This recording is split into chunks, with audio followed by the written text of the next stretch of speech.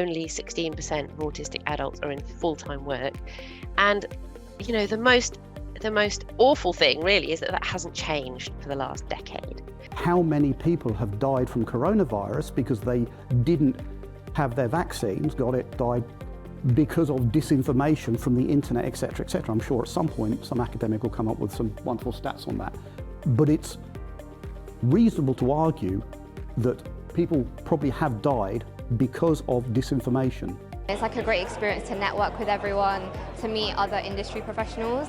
I personally work in cybersecurity, so this festival is like really beneficial for me to meet other industry experts and learn from them, but then also to engage with vendors and to see how their products can be implemented into my organisation.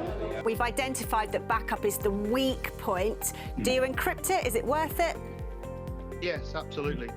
You treat your backups more carefully than you treat your live data systems, because you only back up that's important. Yes. So therefore your backups are a concentrated distillation of the data that you find to be very important. It's nice to get different insight into other sectors, which is always good, just to see what they're doing, and you can try and hopefully adapt and apply those principles. We have to stop treating cyber like it's just one section of the business's problem, and it's about leadership management, you know, making you feel like it's your responsibility, it's part of the, you know, culture, and making it everyone's ability and everyone's responsibility and everyone's care. We had a lot of roundtable events, and I think that's a great way to hear other people's opinions. It was just great to meet other people, like-minded people, and see what their companies are doing to really secure their infrastructure. I think that it's a good lesson for everyone. Like, if they feel bad about any security breach they have experienced in person,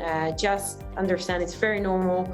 The best thing is to address it out to the police, to the retail website, fraud team, to the credit card issuers. I think these events are really important. You can never work in your own isolation.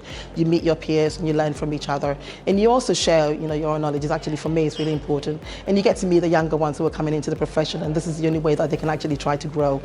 Kim Jong-un, I've got a problem with Kim Jong-un, because how can we have a country which doesn't allow people to go out to our best universities, that doesn't allow people as they're growing up to have access to the internet, or access to computers, or access to technology, that controls what people get to, suddenly become it's not tier 1 but tier 2 cyber threat country, and be able to have effects against the likes of Sony Inc. and other countries. Do you see a fail in a legal phishing test as a fail by the user, or a fail from us as educators?